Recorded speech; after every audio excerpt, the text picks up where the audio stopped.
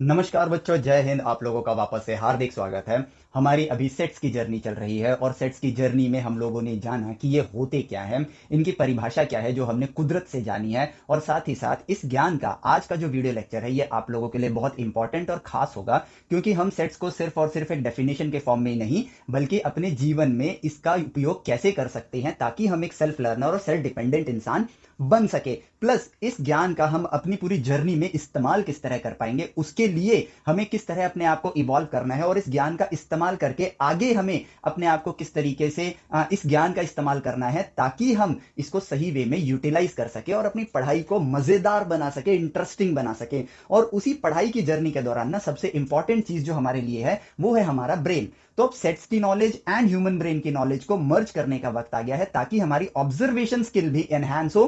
Plus हम ये समझ पाएं कि गणित सिर्फ एक किताब नहीं है बल्कि कुदरत से बात करने की भाषा है, ये समझ भी हमारी और ज्यादा ग्रो करें।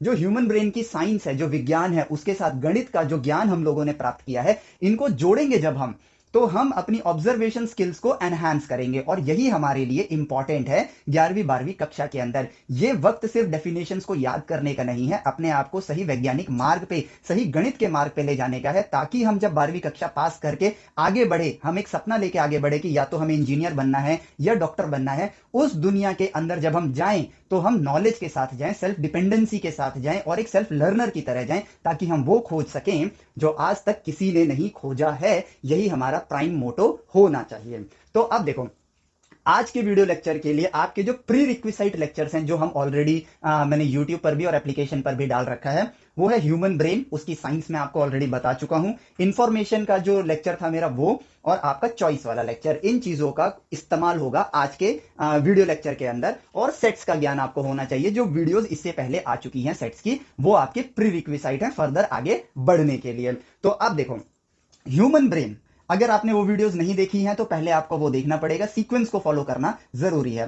तो अब बढ़ते हैं अपने मेन लेक्चर की तरफ। अब देखो, ह्यूमन ब्रेन के अंदर जो विज्ञान हम लोगों ने समझा था, इसका एक छोटा सा क्विक रिवीजन करें तो न्यूरोजेनेसिस होता है, यानी कि जो भी इंफॉर्मेशन इंफॉर्मेशन आप दुनिया से प्राप्त करते हो वो इंफॉर्मेशन आपके ब्रेन में आके स्टोर होता है। प्लस मल्टीपल इंफॉर्मेशंस के बीच में एक कनेक्शन बनता है बेस्ड ऑन योर एक्शंस कि आप करना क्या चाहते हो। और उन्हीं कनेक्शंस जब बन जाते हैं, जब वो कच्चे होते हैं तो वो इलास्टिसिटी में होते हैं। जैसे कि फॉर एग्जांपल मैंने एक आदत बनाने की कोशिश करी। हम अपने लेक्चर्स के जरिए कुछ अच्छी आदतों के बारे को भी हम एज अ एग्जांपल लिया करेंगे ताकि ये बात भी, ये इंफॉर्मेशन हमारे ब्रेन में जाती रहे। मैंने एक आदत डालने की कोशिश करी कि यार आज से मैं दिन में 16 ग्लास पानी पिया करूंगा, अपना टाइम बना लूंगा। तो ये इंफॉर्मेशन के साथ आपका एक्शन कि आपको जाना है, पानी भरना है और उसको ग्लास से पीना है, इस एक्शन के साथ आपकी ये इंफॉर्मेशन जो आपने अपने ब्रेन को दी है कि मुझे 16 ग्लास ऑफ वाटर पानी पीना है, ठीक है, पूरे दिन के अंदर, तो आपने एक एक्शन तय कर लिया और आपने एक प्लान तय किया और इंफॉर्मेशन है उसके साथ आपको एक एक्शन करना है। इनके बीच में अभी कोई भी कनेक्शन नहीं है आपके ब्रेन के अंदर। आपको इनिशियल डेज में इसको खुद से करना पड़ेगा, जिससे कि आपके ब्रेन के अंदर एक न्यूरॉन जनरेट होना शुरू हो जाएगा। और वो न्यूरॉन अभी कच्चा होगा। मान लो आपने 2 दिन किया लेकिन फिर छोड़ दिया, फिर क्विट कर दिया, तो आपका जो न्यूरॉन जनरेट हो रहा था, जो आपकी हैबिट में तब्दील होता, वो अभी हुआ नहीं है। तो वो इलास्टिसिटी प्रोसीजर से ही गुजर के रह गया। फिजिक्स में हम लोग पढ़ते हैं इलास्टिसिटी की, आपने किसी चीज को खींचा लेकिन वो एक इलास्टिक रीजन के अंदर है, इलास्टिक मतलब इलास्टिक बैंड की तरह, जैसे ही आप छोड़ोगे वो वापस से वैसा का वैसा हो जाएगा जैसा इनिशियल स्टेट में था। तो एक नई आदत बनने से पहले आपके न्यूरॉन्स इलास्टिक रीजन में होते हैं, यानी कि जेनेसिस, वो बन रहे हैं, अभी वो इलास्टिक रीजन में है। आपने अगर एक फिक्स टाइम तक अगर उस आदत को रोज, उस चीज को रोज परफॉर्म नहीं किया तो वो इलास्टिक रीजन में रहेगा और आपको उस चीज की आदत नहीं लगेगी। ये हमारे ब्रेन के साइंस है जो आपने भी भली भांति अपने सराउंडिंग में ऑब्जर्व किया होगा।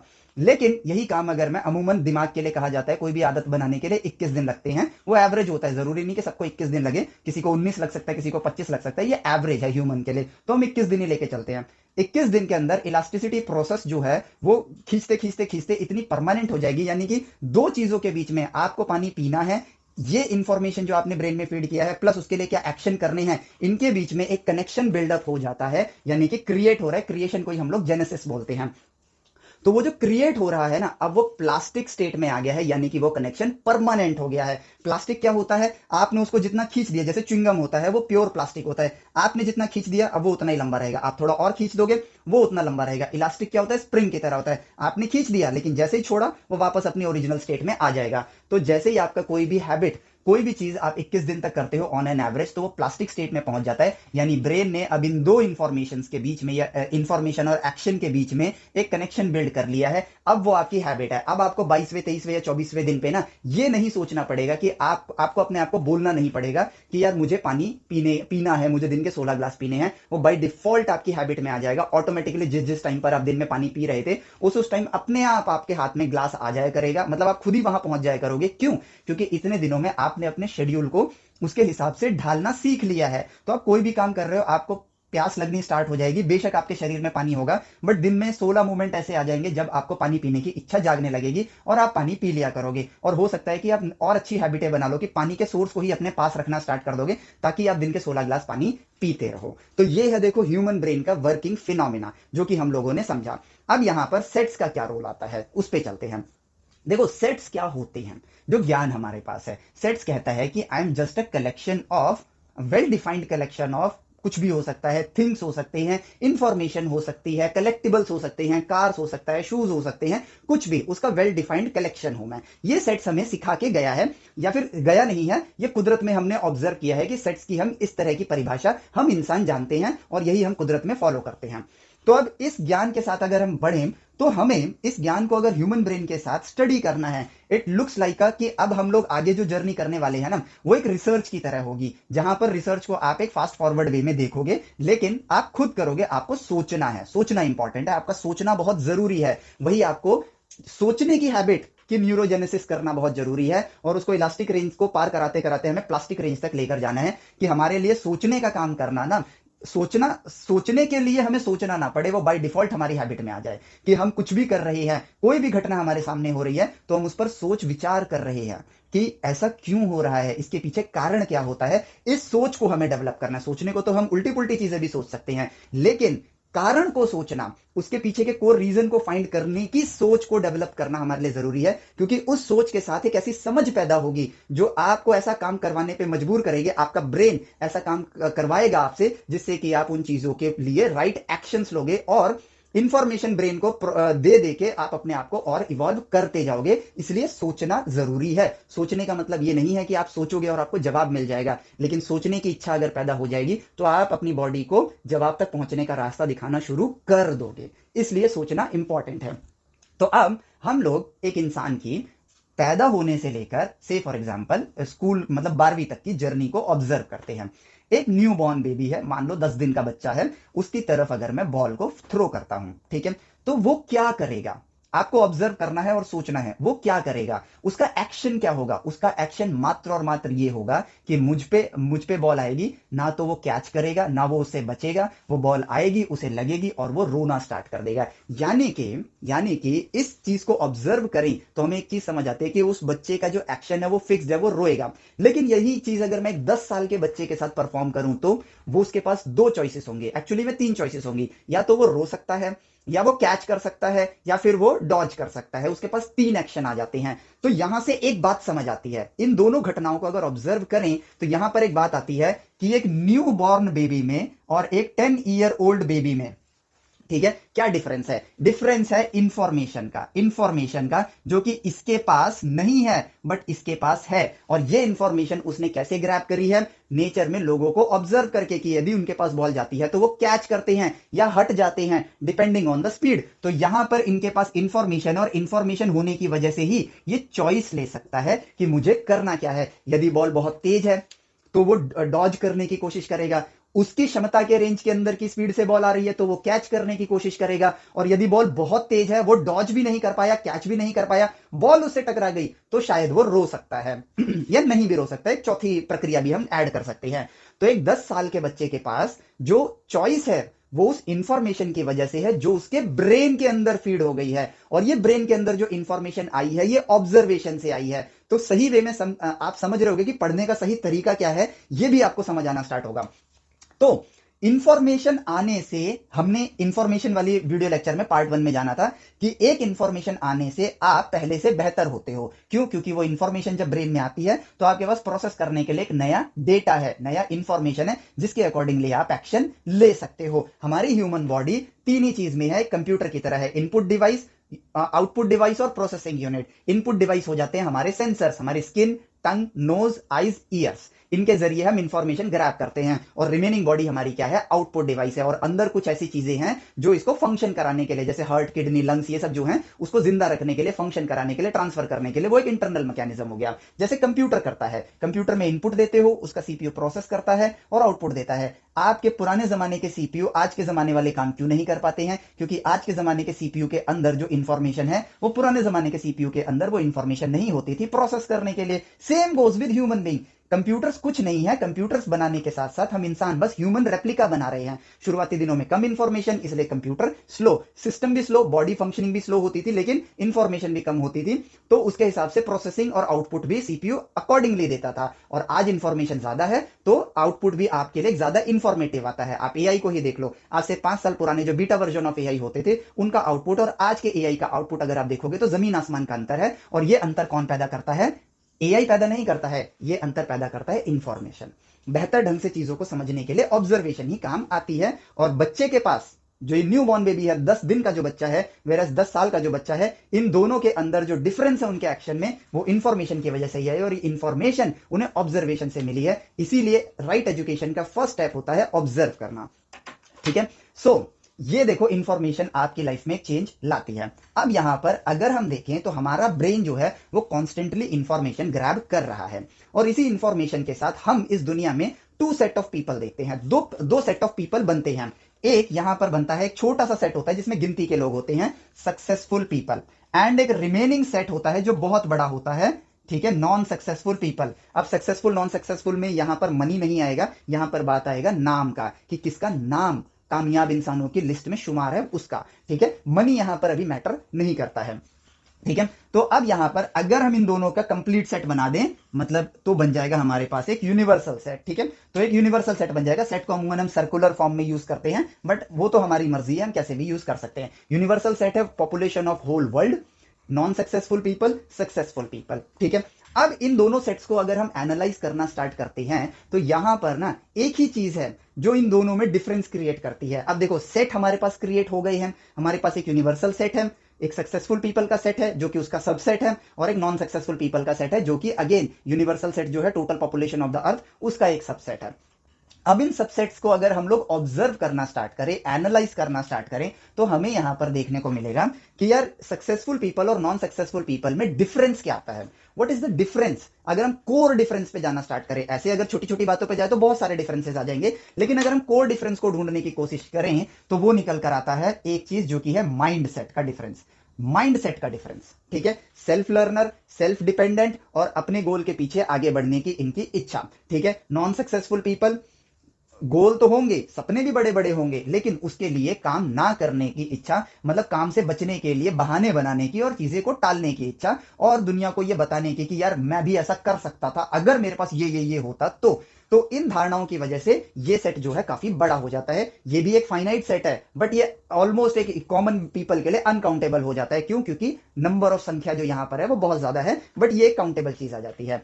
अब ये जो माइंडसेट है ये कैसे आता है? माइंडसेट आता है आपके ह्यूमन ब्रेन को अगर हम एनालाइज करें तो ह्यूमन ब्रेन में जो सेट ऑफ इंफॉर्मेशन है, ह्यूमन ब्रेन के अंदर जो सेट्स ऑफ इंफॉर्मेशन है उनको हम प्रोसेस कैसे करते हैं।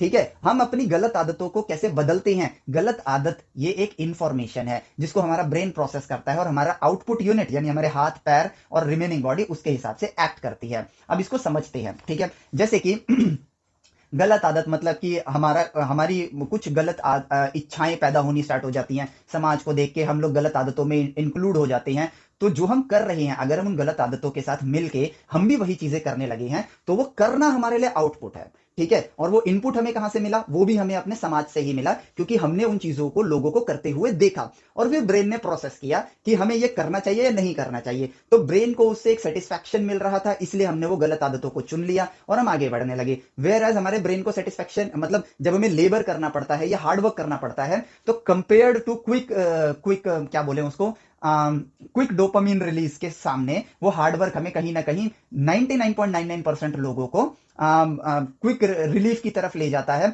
और कुछ लोग ही हैं जो हार्डवर्क चूज करते हैं, और इसीलिए ये सेट यहां पर छोटा हो जाता है। अब ह्यूमन ब्रेन के अंदर सेट ऑफ इंफॉर्मेशन सब कुछ होते हैं, ध्यान से सुनना, सेट ऑफ इंफॉर्मेशन सारे होते हैं। जो क्या कामयाब लोग हैं, क्या उन्होंने लोगों को गलत आदतों को पकड़ते हुए नहीं देखा है? क्या उनके सामने ये लोग गायब थे? नहीं थे। ये सेट ऑफ इंफॉर्मेशन इस यूनिवर्सल सेट के अंदर मौजूद हर इंसान के अंदर पाया जाएगा।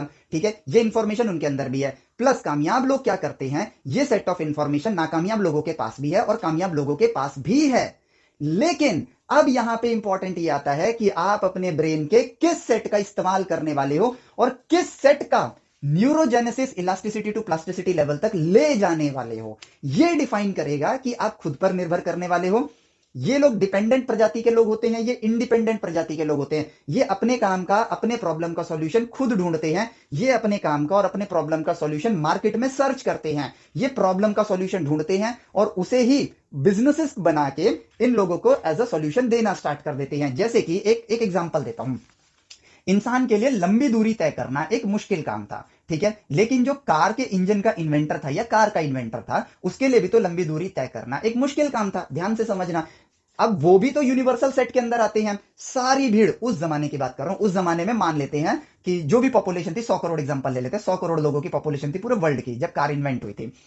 तो वो 100 करोड़ लोगों के लिए ये समस्या सेम थी। ठीक है, सब लोगों ने सोचा कि यार समस्या को समस्या की तरह लिया ही नहीं, बोला जहां तक जा पा रहे हैं उतना ही चलेंगे, बाकी चीजें टालते रहते थे। ठीक है, छोड़ो। लेकिन एक इंसान ने सोचा कि अगर वो ट्रेड के हिसाब से देखे कि अगर मैं एक मान लेते हैं कि मैं खेती करता हूं चावल की, और अगर मैं चावल की मैं खेती, मेरी प्रोडक्शन बहुत अच्छी है, लेकिन मैं जितने दूरी में जा पाता हूं उस दूरी के अंदर मैं अपना सारा चावल नहीं बेच पाता हूं। मान लेते हैं मैं 100 टन चावल उगा रहा हूं, बट मैं बेच सिर्फ 40 टन बेच पाता हूं, और मेरा 60 टन अनाज जो है उसमें से सिर्फ 1 टन अनाज शायद मेरे अपने काम के लिए यूज हो जाता है, बाकी का 59 टन जो है वो मेरे लिए वेस्ट हो जाता है। तो यहां पर उस इंसान ने सोचा कि काश ऐसा होता कि मैं थोड़ा दूरी तय कर पाता। सोच का खेल है सारा। ठीक है, उसने अपने ब्रेन के अंदर एक सोच डालनी शुरू करी और उस सोच के हिसाब से सोचना स्टार्ट किया, और एक काल्पनिक कहानी बनाई है मैंने। लेकिन क्योंकि कार इन्वेंटर जो होंगे उनकी कहानी कुछ और हो सकती है, बट कोई ना कोई सोच रही होगी, वो मुझे नहीं पता, तो एक काल्पनिक कहानी बना रहा हूं।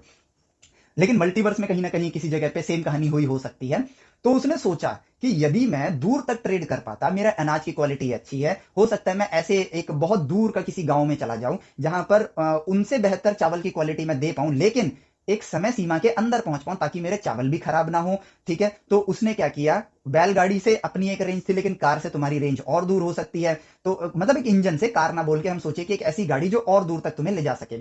तो उसने इस सोच के साथ इनोवेशन करना स्टार्ट किया, उसने सोचना स्टार्ट किया। उसने सिलाई मशीन को देखा कि उसके अंदर लेडीज ऐसे ऐसे पैर हिलाती हैं, काल्पनिक कहानी है, मैं खुद क्रिएट कर रहा हूं, ऐसे ऐसे हिलाती हैं और एक शाफ्ट लगी होती है, उनका पैर तो टू एंड फ्रो मोशन कर रहा है, बट सिलाई मशीन सर्कुलर मोशन में घूम रही है। इस चीज को सोच के उसको इंजन बनाने का आइडिया आया कि पेट्रोल को डालूंगा, आग लगाऊंगा, पिस्टन नीचे जाएगा, फिर जब धुआं निकलेगा तो वैक्यूम क्रिएट होगा, वो ऊपर आएगा। ये सारा ज्ञान उसे किताबों में नहीं मिला होगा, ये सारा ज्ञान उसने ऑब्जर्व करके लिया होगा, या फिर क्योंकि ये पहली बार बन रहा है ना, इसलिए किताबों में नहीं होगा। तो उसने इस ऑब्जर्वेशन के जरिए इस चीज को इन्वेंट करने की सोची।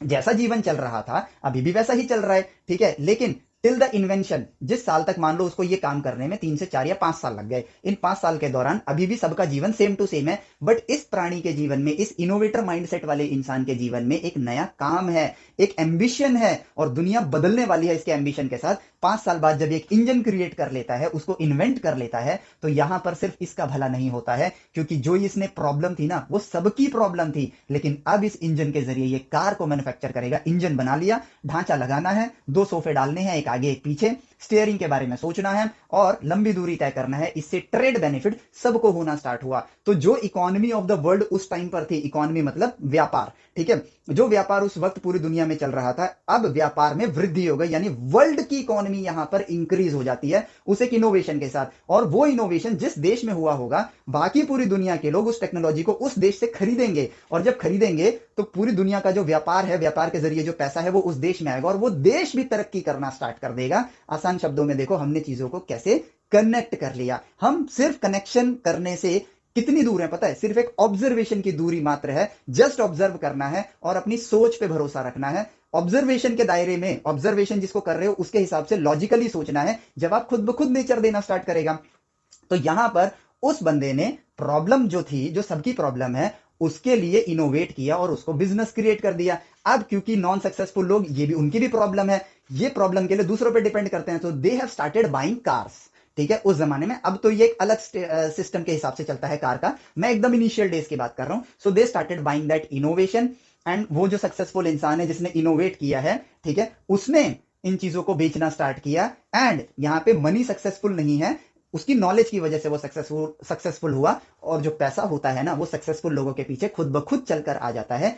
Successful people are just an innovation away, just an idea away. ठीक है, वो खुद पे भरोसा करते हैं और आगे बढ़ते हैं। तो ये है देखो माइंडसेट का डिफरेंस, और वो सेट ऑफ इंफॉर्मेशन जो आपके ब्रेन के अंदर मौजूद है, उसको आपने किस तरह से यूज करना स्टार्ट किया, इस पे डिपेंड करता है। सारे इंफॉर्मेशन हमारे ब्रेन में मौजूद होते हैं, हम किस इंफॉर्मेशन के को न्यूरोजेनेसिस का इस्तेमाल करके किन इंफॉर्मेशन को कनेक्ट करते हैं, उससे डिफाइन होता है कि हमारा भविष्य क्या होने वाला है। हम 11वीं 12वीं में डर डर के पढ़ाई कर सकते हैं, जेई जेई कर सकते हैं, या फिर हम विज्ञान पढ़ सकते हैं, ऑब्जर्व कर सकते हैं, गणित सीख सकते हैं, ताकि जेई का लेवल छोटा हो जाए। इंपॉर्टेंट जेई नहीं है, इंपॉर्टेंट ज्ञान लेना है। ज्ञानी इंसान के लिए जेई कुछ भी नहीं है, और जेई भी तो आपकी परीक्षा ले रहा है कि आपके पास ज्ञान कितना है। तो फोकस ज्ञान पे करना चाहिए, जेई पर नहीं। टिप्स एंड ट्रिक्स के जरिए जेई का पेपर अगर आप निकाल भी लेते हो और आईआईटी में चले भी जाते हो, आप कभी इनोवेटर नहीं बनोगे। एग्जाम्पल होता है स्टेटिस्टिक्स। हमारे पास आईआईटीज हैं पर नोबेल प्राइज नहीं है, कोई इनोवेशन नहीं है। इंडिया में आने वाली सारी टेक्नोलॉजी विदेशों से आती है। इसका एक ही अर्थ निकलता है कि हम कुछ नहीं बनाते हैं।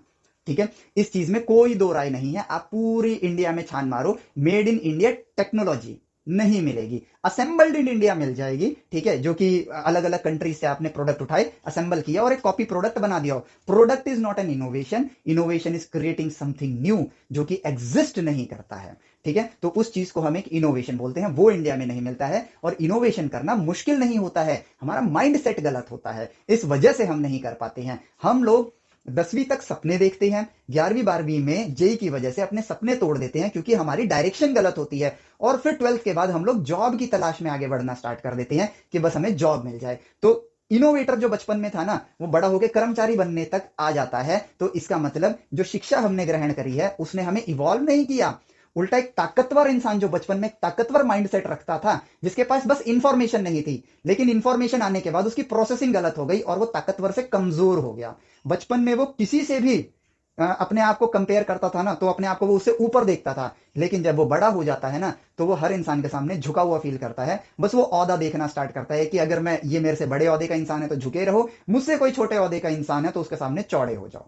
ठीक है, इससे हमारी समझ की सोच पता चलती है, और हमें यह पता चलता है कि बस जहां दबाने का मौका मिलेगा मैं वहां दबाऊंगा, और जहां दबने का मौका मिलेगा वो इंफॉर्मेशन समाज से छुपाऊंगा। तो इसी लुका छुपी के खेल में इंसान परेशान रहता है, पूरी जिंदगी कट जाती है रिपीट टेलीकास्ट का लाइव एंटीना बन के। मतलब कि रोज एक ही काम करते करते जिंदगी गुजर गई, जिंदगी में कोई एडवेंचर नहीं, कोई मजा नहीं। इसलिए फिर वो थोड़े बहुत छुट्टियां लेके कहीं घूमने जाता है, तो इसी वजह से वो 4 जगह स्टेटस लगाता है, ताकि वो दुनिया को यह दर्शा सके कि देखो मैं घूम रहा हूं, ताकि वो उसे एक अचीवमेंट की फीलिंग दे सके कि वो कुछ कर रहा है, समाज से हटके कर रहा है, इसकी फीलिंग दे सके। और दूसरे भी स्टेटस लगाते हैं लेकिन वो उसको इग्नोर करता है, और उससे फिर वो कंपीट करता है स्टेटस और लगाने के लिए।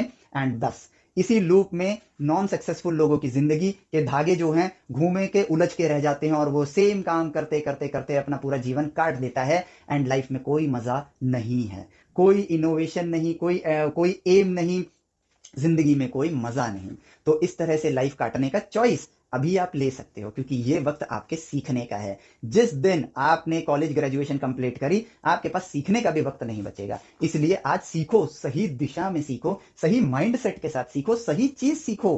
चीज तो आसानी है ना, क्योंकि हम सोचते गलत हैं, हम डरते हैं, हमने इसको हार्ड मान रखा है। माइंडसेट ये कहता है, हम कहते हैं 11th 12th बहुत हार्ड है, लेकिन भैया अगर 11th 12th हार्ड है तो फिर तो बीटेक तो सुपर हार्ड हो जाएगी। और वो तो फिर एक इंसान के करने के बस की बात नहीं है। लेकिन आज तक दुनिया में चाहे वो क्वांटम फिजिक्स जैसी चीज क्यों ना हो, बड़े होते होते छोटे होते हैं तो हम कहते हैं यार क्वांटम फिजिक्स पढ़ेंगे, बड़े होते हैं अरे क्वांटम फिजिक्स बहुत हार्ड चीज है, ऐसे सबके बस की बात नहीं है। एटीट्यूड बदल गया। क्यों बदला? क्योंकि हम डरने लगे। वही डर नहीं रखना है, यही माइंडसेट है। चीज तो एक्चुअली में आसान है, हम सोचते ही गलत हैं कि वो हार्ड है, इसलिए वो हार्ड हो जाती है। ये चीज इंपॉर्टेंट है, आपका माइंडसेट इंपॉर्टेंट है। सेट ऑफ इंफॉर्मेशन जो आपके ब्रेन में है उसको आप प्रोसेस कैसे करते हो ये इंपॉर्टेंट है। इसके लिए एक बेस्ट एग्जांपल मैं आपको सेट्स के जरिए ही समझाऊंगा, तो इसको समझते हैं। ठीक है, अब कहते हैं कि मुझे वैज्ञानिक बनना है, मुझे वैज्ञानिक बनना है। ठीक है, मान लेते हैं एक पर्सन ए ले लेता हूं।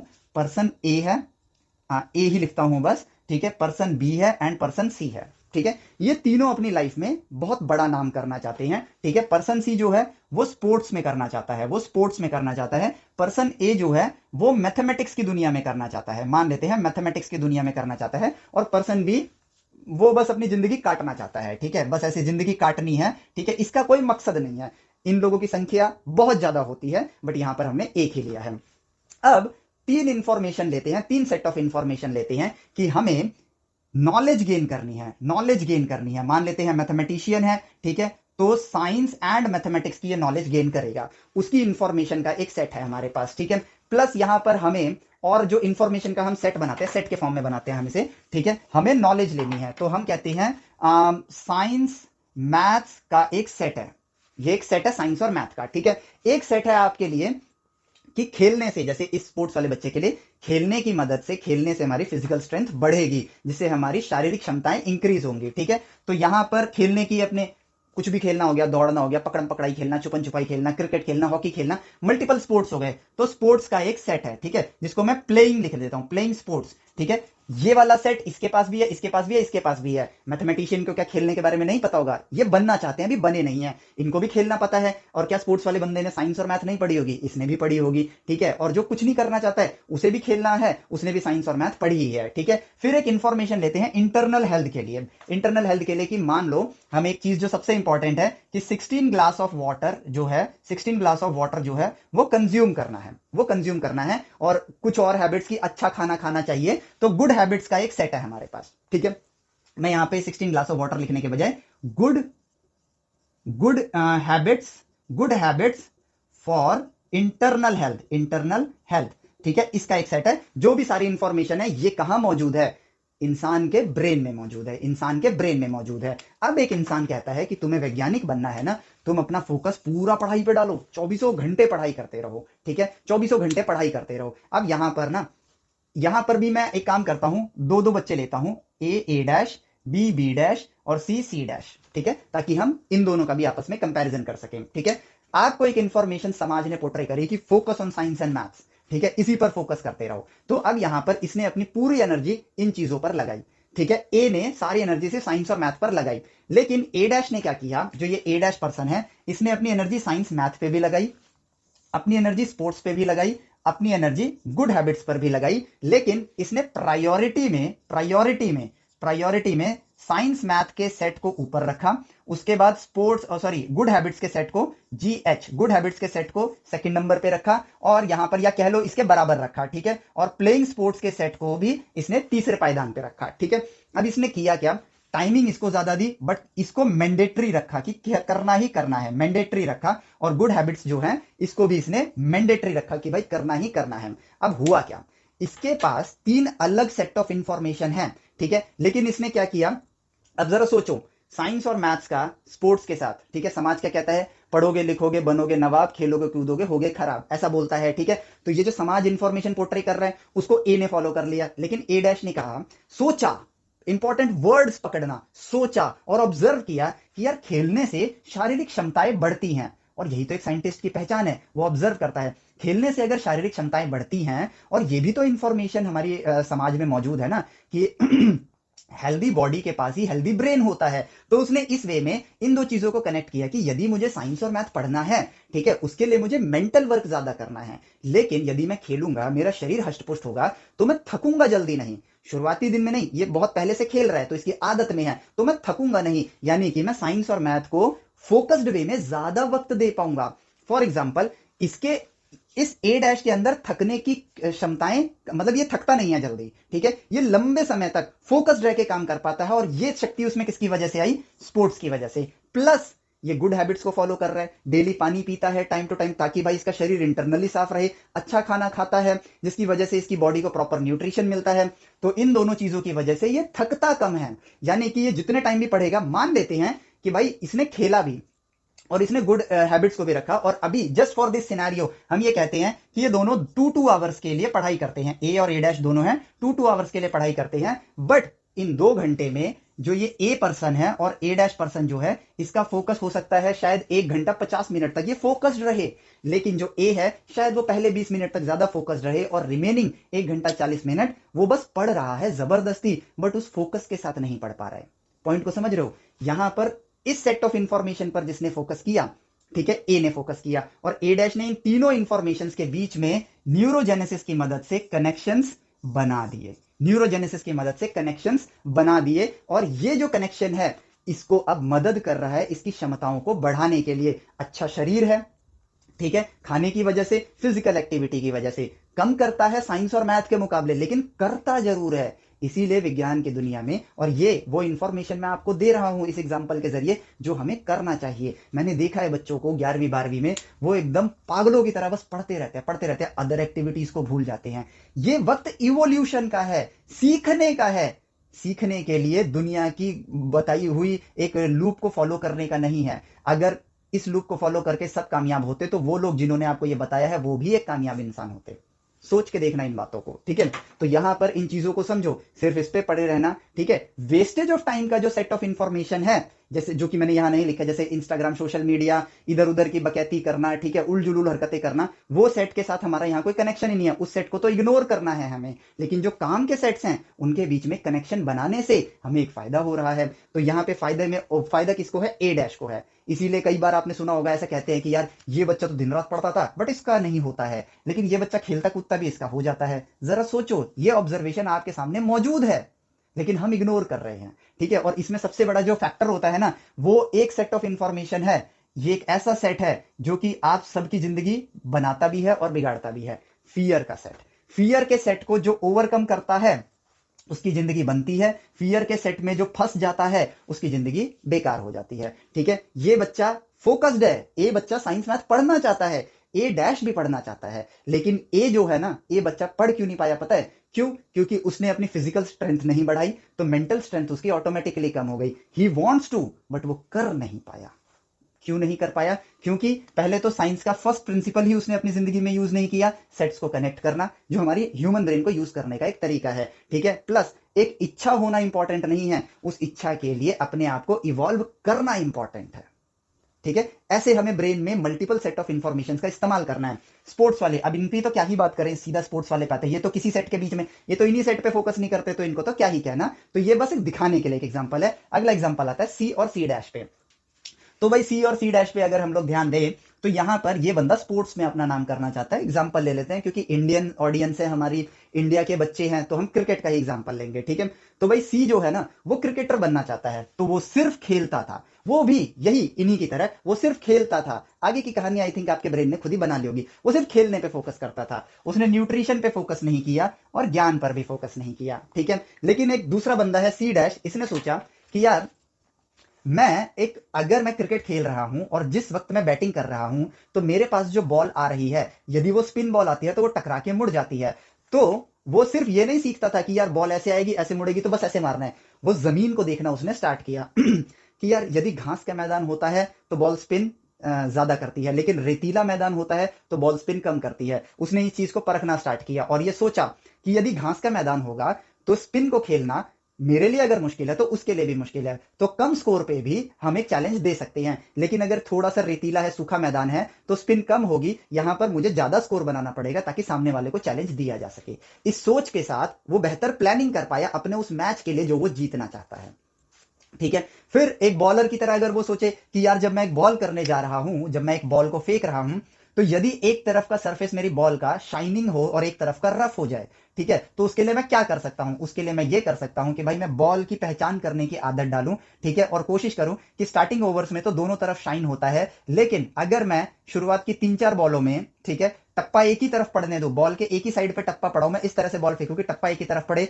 तो उस साइड की बॉल रफ होती जाएगी एज कंपेयर टू रफ इधर की, क्योंकि बैट कहां लगेगा पता नहीं है, जमीन पे भी गिरेगा, बट एक साइड पे हिट ज्यादा हो जमीन, बैट और टप्पे का, तो इससे क्या होगा, एक तरफ रफ एक तरफ ज्यादा स्मूथ, और अब मेरी बॉल स्विंग करना स्टार्ट करेगी। या फिर मैं पसीना लेता हूं अपना और बॉल की एक तरफ रगड़ना स्टार्ट कर देता हूं, जिससे एक तरफ ठंडक आ जाएगी और एक तरफ गर्म रहेगी, क्योंकि हवा हवा सॉरी बॉल जो है हवा को चीरते हुए जाएगी, जिससे ठंडे एरिया में प्रेशर हाई रहेगा और गर्म एरिया में प्रेशर लो होगा और बॉल हवा में टर्न ले लेगी। या फिर हम फुटबॉल खेलते हैं तो हम कहते हैं ना, बॉल को गोल गोल घुमा देते हैं, तो उससे एक तरफ हाई प्रेशर लो प्रेशर बन जाते हैं, जिसे मैग्नस इफेक्ट कहते हैं। ये करूं, ये सारी चीजें क्या है, ऑब्जर्वेशन है। ये ऑब्जर्वेशन क्या होता है, सिर्फ खेल खेलने से नहीं आता है, ये है उसकी ऑब्जर्वेशन है सी डैश की, जो कि उसके लिए साइंस और मैथमेटिक्स है। साइंस और मैथमेटिक्स में हम अमूमन ये सोचते रहते हैं कि नाम याद करना है, भैया वो विज्ञान है, जीके नहीं है। ध्यान से समझना, इस इंसान के लिए ये इंपॉर्टेंट नहीं है कि वो बॉल का जो स्विंग है वो बर्नौलीज प्रिंसिपल की वजह से हुआ है, इस इंसान के लिए वो विज्ञान इंपॉर्टेंट है कि वो बॉल स्विंग क्यों करती है, उसको नाम याद नहीं करना है। हम इसी तरह कई सवाल भी गलत पूछना स्टार्ट कर देते हैं विज्ञान और गणित के अंदर, हम कई बार जीके के क्वेश्चन पूछने लगते हैं और एग्जाम्स के अंदर भी 40 to 50%, कभी कभी 60% जीके की तरह ही सवाल आते हैं, डिफाइन बर्नौली प्रिंसिपल। नो, यहां पर अगर हम इस चीज को बदलें कि यार ये बर्नौली प्रिंसिपल की तरह, देखो बर्नौली जो भी हम ये नाम देते हैं, ये हम उनको तारीफ करने के लिए देते हैं, या उनके रिस्पेक्ट में उनको नाम देते हैं, क्योंकि उनके द्वारा ये खोजा गया। बर्नौली प्रिंसिपल जिन्होंने दिया, यानी कि बर्नौली सर ने, वो यहां पर ये नहीं कर रहे थे कि मुझे एक बर्नौली प्रिंसिपल बनाना है, वो हवा के अंदर या फ्लूइड के अंदर एनर्जी के कंजर्वेशन को ऑब्जर्व कर रहे थे। उनका नाम इस प्रिंसिपल के आगे इसलिए आता है क्योंकि खोजा उन्होंने है, एम्पियर सर्किटल लॉ। तो यहां पर उनका ऑब्जर्वेशन ये नहीं था कि एम्पियर सर्किटल लॉ खोजना है, उनका ऑब्जर्वेशन था कि सर्किटल लॉ खोजना है, एम्पियर उनको रिस्पेक्ट देने के लिए दिया जाता है। सो इस वजह से नाम याद रहे ना रहे, हमें जीके पर फोकस नहीं करना चाहिए, हमें विज्ञान पर फोकस करना चाहिए। और यहां पे नाम पर फोकस करने से अगेन हमें गलत डायरेक्शन में चले जाते हैं, और वो गलत डायरेक्शन क्या होती है कि हम सर्किट, देखो एक छोटी सी एक एग्जांपल देता हूं, ये छोटी छोटी चीजें हमारी लाइफ में कितना डिफरेंस लाते हैं। शायद आप में से कई लोगों को नहीं पता होगा कि एक गाड़ी आई थी टाटा नैनो करके, ठीक है। छोटी छोटी चीजें आपकी लाइफ में बहुत डिफरेंस क्रिएट करती हैं, और ये उसका बहुत बड़ा एक लाइव एग्जांपल है, ठीक है। जब ये गाड़ी आई थी तो एक सपने के साथ आई थी, और वो सपना ये था कि इंडिया के हर मिडिल क्लास फैमिली के पास अपनी कार होनी चाहिए, क्योंकि रतन टाटा सर जो थे उन्होंने एक फैमिली को मतलब स्कूटर पे 4 लोगों को जाते देखा, जिसमें एक छोटा बच्चा आगे खड़ा था, आदमी, फिर एक बच्चा बीच में बैठा था, और वाइफ मतलब मम्मी, उनकी बच्चे की मम्मी पीछे बैठी हुई थी, which is not safe at all, क्योंकि वो 2 व्हीलर और वो 2 लोगों के लिए होता है, वहीं पर सेफ है, कुछ भी कभी भी घटना घट सकती है, बैलेंस बिगड़ सकता है और चोट चारों को लग सकती है, पूरा परिवार एक वक्त में गायब हो सकता है। तो एक विजनरी इंसान ने सोचा कि क्यों ना मैं इंजीनियरिंग का इस्तेमाल करके एक ऐसी गाड़ी बनाऊं जो कि कॉस्ट कटिंग करके इतनी बन जाए कि भाई प्रोडक्शन उसकी अंडर 1 लाख रुपीज हो सके, ताकि मैं 1 लाख रुपए की कार निकाल सकूं। अब ये कार जो है ना, इसकी जो मार्केटिंग थी, ठीक है, इंडियन मीडिया के जरिए, Indian media and foreign media के जरिए, ठीक है, इन्होंने ही इसकी मार्केटिंग को बिगाड़ा। इन्होंने फाइनली टाटा नैनो करके रतन टाटा सर ने कार लॉन्च करी, he was a visionary person, ठीक है, उन्होंने लॉन्च करी, और सोचो कितनी अच्छी सोच के साथ लॉन्च करी थी, वो लोगों को एक्सीडेंट से बचाना चाहते थे। इतनी अच्छी सोच होने के बावजूद टाटा नैनो फ्लॉप क्यों हो गई? क्यों? क्योंकि मार्केटिंग की गई Indian media and foreign media द्वारा इंडियाज मोस्ट चीपेस्ट कार, ठीक है। और यहीं पर आकर वही नाकामयाब लोग शो ऑफ में ही ज्यादा बिलीव रखते हैं ना, यार हम चीपेस्ट कार चलाएंगे क्या, ये सोच के ही लोग कार नहीं लेते थे, ठीक है। लेकिन सोचो यही अगर इसकी मार्केटिंग में एक एक शब्द का फर्क आ जाता, एक शब्द का फर्क, ठीक है, इंडियाज मोस्ट चीपेस्ट कार की जगह, और ये आपको सोचना है यहां पर, क्योंकि हम ब्रेन के बारे में जितना जानेंगे उतना हम वो कर पाएंगे, ठीक है। यहां पे मैं 2 वर्ड लिखता हूं, India's most cheapest car, cheapest car, ठीक है। देखो मैंने ये लिखा, और ये सुनने में ही कितना अजीब लग रहा है, और हमारा ब्रेन इस इंफॉर्मेशन को जो ग्रैब कर रहा है ना, वो चीपेस्ट वर्ड की वजह से, ठीक है, शायद टाटा नैनो की उतनी अच्छी छवि नहीं बन पा रही है हमारे ब्रेन के अंदर। क्यों? क्योंकि चीप वर्ड के साथ ना बेकार चीजों के न्यूरोजेनेसिस हमारे ब्रेन के अंदर हो रखे हैं, चीप, चीप क्वालिटी, बेकार, इस तरह का कनेक्शन न्यूरोजेनेसिस हमारे ब्रेन के अंदर है, ठीक है। लेकिन सिर्फ एक शब्द को बदल दिया जाए, एक शब्द को अगर हम बदल दें, ठीक है, यहां पर इंडियाज मोस्ट चीपेस्ट कार की जगह मैं यहां पर लिख देता हूं इंडियाज मोस्ट अफोर्डेबल कार, ठीक है, एक शब्द के बदलते के साथ ही टाटा नैनो की मानसिकता बदल गई। क्यों? क्योंकि हमारे ब्रेन के अंदर जो सेट ऑफ इंफॉर्मेशन है, चीप वर्ड बेकार चीजों के साथ कनेक्टेड है, वो सेट जो है बेकार चीजों के साथ एसोसिएटेड है, वेयर अफोर्डेबल शब्द बेकार चीजों के साथ कनेक्टेड नहीं है। जरा सोचो, Tata nano India's most affordable car, Tata nano India's most cheapest car, ये दोनों चीजें एक ही चीज को रिप्रेजेंट कर रही हैं, लेकिन वो सेट अलग अलग हो गए। यहां पे अफोर्डेबल जिस सेट के अंदर लाई करता है और चीप वर्ड जिस सेट के अंदर लाई करता है, ये दोनों सेट अलग अलग हैं। तो सेट के बदलाव के साथ पूरा का पूरा मतलब बदल जाता है एक अच्छे विजन का। सेम वही चीज है कि यदि हम 11वीं 12वीं में जो ये हम पढ़ते हैं, हम छोटी छोटी चीजों पे अगर ध्यान देना स्टार्ट करेंगे, ठीक है, जैसे कि मैं ये नाम का ही एग्जांपल ले रहा था कि हमें नाम से ज्यादा नाम याद रहे ना रहे इंपॉर्टेंट नहीं है, ठीक है, क्योंकि नाम याद करने की वजह से हमारा जो ब्रेन का कनेक्शन है ना, वो उसके लॉ को ऑब्जर्व करने के बजाय उसको याद करने की तरफ हमें प्रेरित कर देता है। मुझे सर्किटल लॉ लॉ भी नहीं, मुझे एम्पियर सर्किटल लॉ पढ़ना है, ये सोचते के साथ अगला स्टेप हमारा डेफिनेशन याद करना होगा। नो, मुझे सर्किट्स ऑब्जर्व करने हैं। करंट ऊपर जा रहा है, नीचे जा रहा है, चुंबकीय शक्ति इस धारा में बह रही है जिसमें करंट ऊपर जा रहा है और जिसमें नीचे जा रहा है उल्टी बह रही है। एक चुंबकीय शक्ति 10 यूनिट की है, दूसरी चुंबकीय शक्ति 8 यूनिट की है, तो नेट टू नेट दोनों की धारा विपरीत है, तो 2 यूनिट की चुंबकीय शक्ति यहां पे मिलेगी।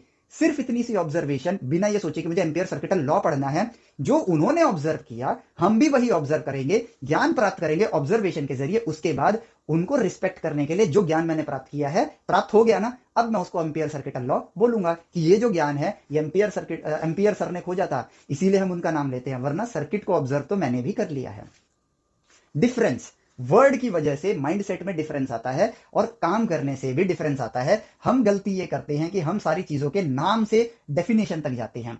जो चीज कर रहे हो ऑब्जर्व करो, दैट्स इट, ठीक है, पहले ऑब्जर्व करो, ज्ञान प्राप्त करो, फिर उसको रिस्पेक्ट दो जिन्होंने वो किया है। एक्चुअली में सही वे में आप उनको रिस्पेक्ट तभी दे पाओगे, ठीक है, जिन्होंने उसको खोजा था ना, जब आप उसका ज्ञान ले पाओगे। आधा अधूरा ज्ञान लेके, गलत ज्ञान दुनिया में पोर्ट्रे करके जब हम उसकी खिचड़ी बनाना स्टार्ट करते हैं ना, तो हम उन वैज्ञानिकों को रिस्पेक्ट नहीं दे रहे हैं, हम उल्टा उनके रिस्पेक्ट छीन रहे हैं। आज भी दुनिया न्यूटन सर को, आइंस्टाइन सर को बोलती है, यार ये कैसे लोग थे, खाली बैठे हुए थे, कुछ भी लॉ बना के चले गए, हमें 11वीं 12वीं में पढ़ना पड़ रहा है, काश ये लोग नहीं होते, ऐसा भी लोग बोलते हैं। तो क्या हम उनको रिस्पेक्ट दे पाए? नहीं दे पाए। क्यों? क्योंकि माइंड सेट गलत था। लेकिन यदि हम उन चीज को सीखते तो हम कहते, यार सोचने वाली बात है यार, वो इंसान कितना महान होगा, हमने तो किताबों से ज्ञान लिया, उसने तो खुद ये सीख लिया, इससे एक प्रेरणा मिली। सिर्फ एक सोच का डिफरेंस, एक प्रेरणा मिली, और प्रेरणा मिलने से क्या हुआ, हमारा इवोल्यूशन हुआ, हमारे दिमाग का विकास हुआ, हमारी सोच सही दिशा में जाने लगी, और ये प्रेरणा आपको सेल्फ डिपेंडेंट और सेल्फ लर्नर बनने के लिए आगे लेकर गई। Set of information. अब ये सी डैश जो पर्सन है ये विज्ञान भी सीखता है, ठीक है, ये सिर्फ खेलता नहीं रहता है। आप आईपीएल में देख सकते हो, बहुत से प्लेयर आए होंगे, आईपीएल का क्रिकेट में देख सकते हो, बट लोग आईपीएल ज्यादा देखते हैं, उसमें प्लेयर की संख्या भी ज्यादा है। सो फॉर एग्जाम्पल, लोग आते हैं, बाहुबल का इस्तेमाल करते हैं, छक्के मारते रहते हैं, लेकिन जीतता कौन है? आईपीएल में तो इतनी टीमें हैं कि खिचड़ी बनी हुई है, क्रिकेट में ही चले जाते हैं। जीतता कौन है? जिसके पास क्रिकेट के विज्ञान का ज्ञान भी है, उसे खेलना भी आता है और प्रॉपर न्यूट्रिशन भी लेता है। जब बॉडी अच्छी होगी तो प्लेइंग अच्छी होगी, थकोगे नहीं, और साथ ही साथ आपके पास अच्छी बॉडी है, चलो आपके पास एज क्या है दूसरे से जीतने के लिए? आप अच्छा खेलते हो, वो भी अच्छा खेलता है, आपकी अच्छी हैबिटें हैं, उसकी भी अच्छी हैबिट्स हैं, दोनों की डाइट प्लान है, सबकी डाइट फॉलो की जाती है। बट जिसके पास विज्ञान का ज्ञान आ गया एक्स्ट्रा, जिसके पास ज्यादा इंफॉर्मेशन होगी, उसी के पास तो एज है। महेंद्र सिंह धोनी इतने कामयाब कप्तान, विकेट कीपर कैसे बने? एज ऑफ नॉलेज, ठीक है, उनके पास वो नॉलेज थी। उनको नाम याद नहीं होंगे साइंस और मैथ के कि जिस विज्ञान का वो इस्तेमाल कर रहे हो वो किस वैज्ञानिक ने खोजा हो, बट उनकी नीड अनुसार उनको विज्ञान के ज्ञान की जरूरत थी, उन नामों की जरूरत नहीं थी, और उन्होंने स्पोर्ट्स में उसका इस्तेमाल किया और वो जीते। ये चीज है। उन्होंने क्या सोचा, दुनिया विकेट कीपिंग करती थी, बॉल आती थी, पकड़ लेती थी, बस यही, छूट गई तो छूट गई। उन्होंने देखा कि एक बल्लेबाज कट लगाता है और बॉल को इधर ले जाता है। ही इन्वेंटेड द थिंग कि अगर बॉल ऐसे आ रही है और वो कट लगाएगा, वो इस एंगल पे जा रही है। शुरू के कुछ विकेट्स, मतलब कुछ टाइम ऑब्जर्व किया, और बाद में उन्होंने बस क्या किया कि विकेट कीपिंग करते के साथ पैर को भी ऐसे, मतलब शायद वीडियो में आपको नहीं दिख रहा होगा, जो ये मेरे दोनों पैर हैं, एक पैर को ऐसे कर लिया उन्होंने, ठीक है, क्यों? ताकि बॉल उनके पैड पे लग जाए और चौका बच जाए, क्योंकि स्लिप में कोई नहीं था। And he started saving run. जितने रन कम बनेंगे उतनी टीम को कम बनाना पड़ेगा। इंटेलिजेंस कहां से आई? इन सेट्स के कनेक्शंस के साथ आई। ये है ह्यूमन ब्रेन का सही वे में इस्तेमाल करना। ये जो ज्ञान आप प्राप्त कर रहे हो हर चैप्टर में, आपको, हम सोचते हैं यार इसका तो दुनिया में कोई यूज ही नहीं है, हम यूज कर सकते हैं। ज्ञान को सही वे में यूज करो, ऑब्जर्व करो, उस ज्ञान को अपनी जिंदगी में ऑब्जर्व करना स्टार्ट करो, क्योंकि विज्ञान तो आपके साथ भी 24 घंटे हो रहा है ना।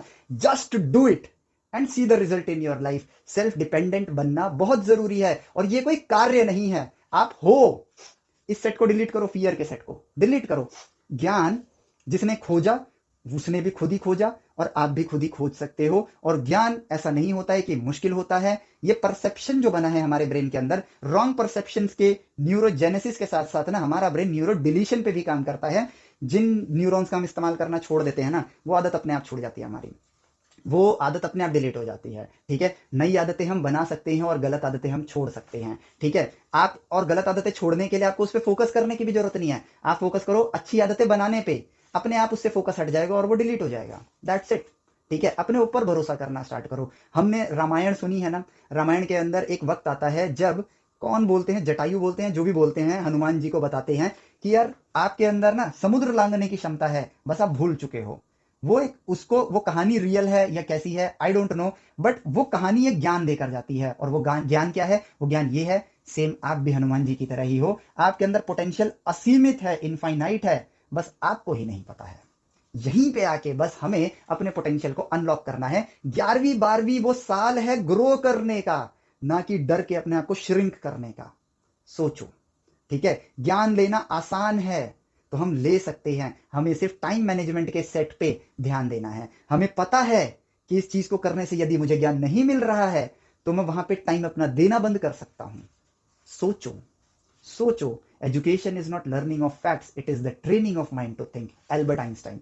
चीजों को याद करना ज्ञान शिक्षा नहीं है, सोचना सीखना शिक्षा होती है। उस पर फोकस करो एंड मैजिक होना स्टार्ट हो जाएगा। तो उम्मीद करता हूं सेट्स की ये नॉलेज ह्यूमन ब्रेन के साथ, यानी कि गणित और विज्ञान का कनेक्शन, जो कि आपको भी पता है हमेशा ही रहेगा, उसके साथ एक ऑब्जर्वेशन, इन चीजों पे जो हमने सीखा, इस सीख को, और सेट्स की नॉलेज तो हमारी बढ़ी गई है, हमें अपने दिमाग के अंदर जो सेट ऑफ इंफॉर्मेशन हैं उनको बड़ा करना है। एक छोटे बच्चे के पास कम इंफॉर्मेशन थी, इसलिए उसने बॉल आने पे क्या एक्शन किया उसे नहीं पता था। लेकिन 10 साल के बच्चे के पास इंफॉर्मेशन ज्यादा थी, सो उसने एक्शन लिया। इट मींस इंफॉर्मेशन डालते रहना है, दैट इज इंपॉर्टेंट थिंग। इससे हमारे वैरायटी ऑफ एक्शंस बढ़ते हैं। प्लस अलग अलग इंफॉर्मेशन के सेट्स को आपस में कनेक्ट करना है वाया न्यूरोजेनेसिस, एंड मैजिक होगा। और उसी मैजिक को तो हमें यूज करना है।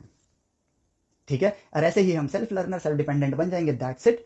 एक चैप्टर जो सिर्फ क्वेश्चंस का चैप्टर हो सकता था, या फिर बस एक डेफिनेशन याद करने का चैप्टर हो सकता था, उसके जरिए कितने दूर तक का ज्ञान हम ले सकते हैं। You are just an observation away. सिर्फ ऑब्जर्वेशन से, एक ऑब्जर्वेशन से दूर हो आप छोटी सी चीज को का बड़ा इंपैक्ट देखने के लिए। That's it. वही करो, हर चैप्टर में ऐसा करो, अपने आप को इवॉल्व करो। पढ़ाई मजेदार है, इंटरेस्टिंग है, आसान है, और इससे लाइफ मजेदार बनेगी। और बड़े सपने देख के बड़े सपने पूरे करने के लिए हमें कुछ ऐसा नहीं है कि पागलों की तरह काम करना है, हमें इंटेलिजेंटली हार्ड वर्क करना है। हार्ड वर्क करना जरूरी है, वो मैं आपको रिलेशन फंक्शन वाले चैप्टर में एक और ज्ञान दूंगा आप लोगों को कि सही हार्डवर्क का क्या मतलब होता है। ठीक है, हम हार्डवर्क करते हैं, ठीक है, कामयाब इंसान भी हार्डवर्क करता है, और ये नॉन सक्सेसफुल इंसान जो होते हैं ये भी हार्डवर्क करते हैं। लेकिन सही हार्डवर्क क्या होता है, जब हम रिलेशन फंक्शन को पढ़ लेंगे तब उसके साथ मैं कनेक्ट करूंगा, उस चैप्टर को इसके साथ कनेक्ट करूंगा। सो इस वीडियो को यहाँ एंड करते हैं। उम्मीद करता हूं आपको सही नॉलेज मैं प्रदान कर पा रहा हूँ, और सही मार्ग दिखाने में मैं जो जितनी कोशिश कर सकता हूं कर पा रहा हूँ। और आपसे बस यही दरख्वास्त होगी, यदि आपको लगता है कि सही ज्ञान आपको मिल रहा है तो प्लीज अपने दोस्तों को स्टेम वेदास एप्लीकेशन और यूट्यूब चैनल पर लेकर आओ, ताकि इस ज्ञान को हम इंडिया में ज्यादा से ज्यादा स्प्रेड कर सके। सो मिलते हैं आपसे नेक्स्ट वीडियो लेक्चर में। Till then take care, bye bye, Jai Hind.